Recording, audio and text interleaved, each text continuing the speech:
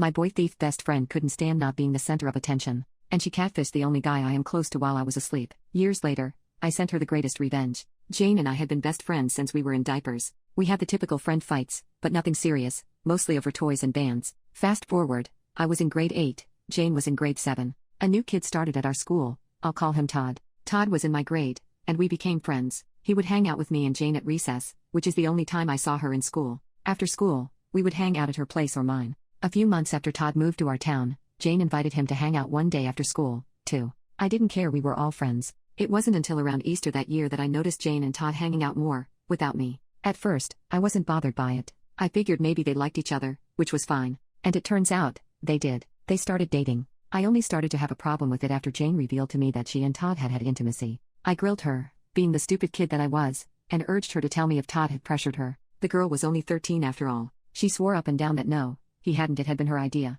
Anytime I tried to talk to her about it, she would accuse me of being jealous and make fun of me for still being a virgin. Jane starts high school. She is boy crazy, throwing herself at my guy friends. Here is where I started to question our friendship. Of course, I brought Jane into my friend group in high school to spare her the awkwardness of starting high school alone. She would constantly put me down in front of everyone, asking my guy friends out of the two of us, who would they rather F, etc., just vulgar things. The guy I had been dating for a few months broke up with me, and the next thing I knew, they were dating. This pattern continued for years. I could not tell Jane who I liked, or she would sleep with them. I could not date someone or she would sleep with them. Once they were with her, they would stop talking to me or be downright rude to me. However, there was one guy she could not have, and I knew it drove her insane. Enter Cole. A bit of context: my older sister had moved to a different province and met her now husband, whom I'll call Max. Max and Cole are still best friends to this day. Cole added me on MSN, and we became long-distance friends. If one of us had a bad day, the other was there to listen. We shared funny stories about school, homework, friends, everything. Over a year,